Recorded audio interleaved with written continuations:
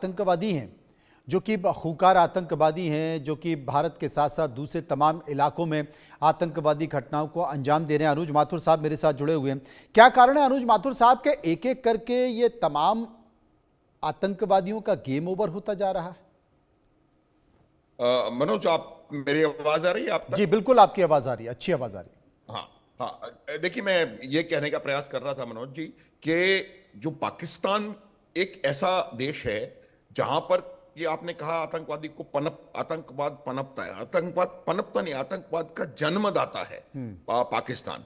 लेकिन पाकिस्तान का मुझे लगता है कहीं ना कहीं एक इस प्रकार का कार्यक्रम रहता है कि जब उनको लगता है कि ये व्यक्ति या ये लीडर जो है उनका आतंकवादी लीडर वो उनके काम का नहीं रहा, या उसके पकड़े जाने पर उनके जो जो ग्रैंड डिजाइन्स हैं भारतवर्ष में और कई जगहों पर आतंकवादी गतिविधियां करके गड़बड़ी फैलाने के, उनमें कहीं ना कहीं लगता है उनको कि उसमें उसमें उसके जीवित रहने से पर असर पड़ता होता है, तो उसको वो एलिमिनेट करते हैं। ये मेरा समझ है कि वो एक सिस्टमेटिक तरीके से हर उस आतंकवादी को जिसको उन्होंने जन्म दिया है, लेकिन अब उसकी यूटिलिटी उनके हिसाब से उतनी शायद नहीं रही है, उसकी रेलेवेंस ज्यादा नहीं बची है, तो उसको एलिमिनेट कर देते हैं।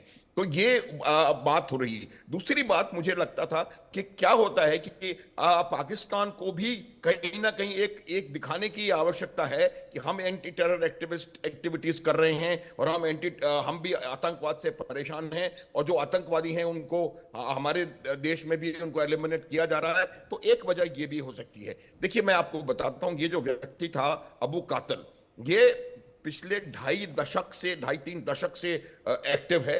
पहले ये भारत में इन्फिल्ट्रेट होकर के आया था।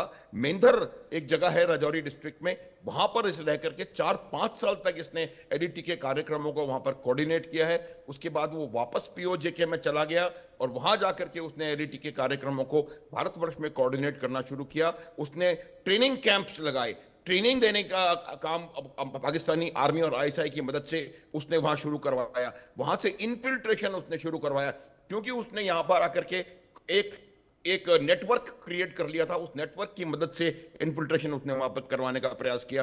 ड्रोन से असला बारूद फेंकने में इसको महारत हासिल थी। तो ये ओवरऑल जो एलईटी के ऑपरेशंस थे, खास करके वो ऑपरेशन जो कि सदर्न पार्ट में हो रहे हैं, यानी कि जम्मू डिवीजन में हो रहे हैं, उन ऑपरेशंस का मास्टरमाइंड था। हमने बात की रियासी में और भी कई पिछले 2 वर्षों में घटनाएं जो घटी हैं, उसमें सारा हाथ इस आदमी का है। लेकिन ये आदमी न केवल भारत के खिलाफ बल्कि ये एक अंतरराष्ट्रीय स्तर पर कोऑर्डिनेशन करने का प्रयास कर रहा था। ये मिडिल ईस्ट में कतार में जाकर के हमास के लीडरों से मिला है। अभी कुछ दिन पहले जब हमास के लीडर्स यहां पर आए थे, तब भी उनसे बातचीत करना और उनको जो भी उनका सॉलिडारिटी डे होता है या जो भी होता है जिसको कि वो धूमधाम से मनाते हैं, उस पर इनको इकट्ठा करना और एक इक्वेशन हमास और एलईटी के बीच में लगाने की कोशिश करना,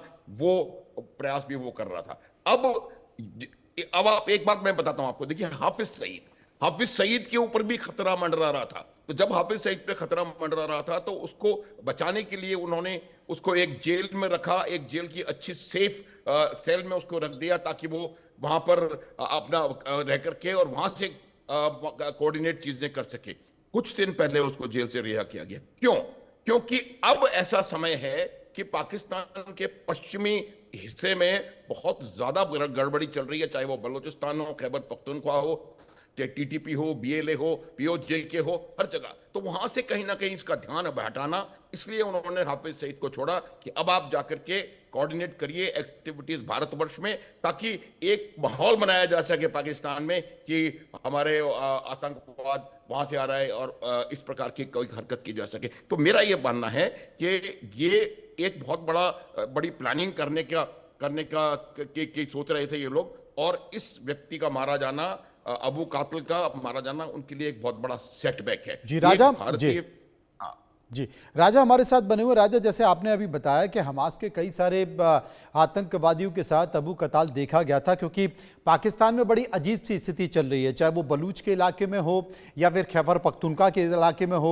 और पाकिस्तान, ये तो सबको पता है कि लश्कर जैसे आतंकवादी संगठन पाकिस्तान की आर्मी और आईएसआई के हाथ में खेलते हैं।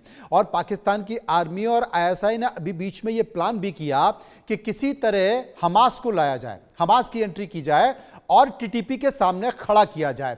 तो क्या ये आपस की गैंगवार के तौर पर भी देखा जा रहा है, टीटीपी और हमास की गैंगवार के तौर पर, और अबू कताल का खात्मा?